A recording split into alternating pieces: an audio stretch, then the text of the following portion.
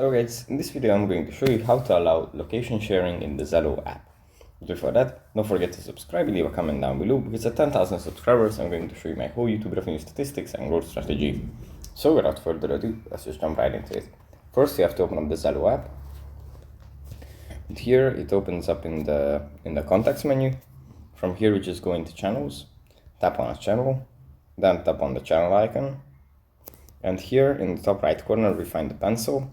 We tap on that, then we tap on more, and here if you scroll down, here we have some checkboxes, and we can check this allow location sharing box.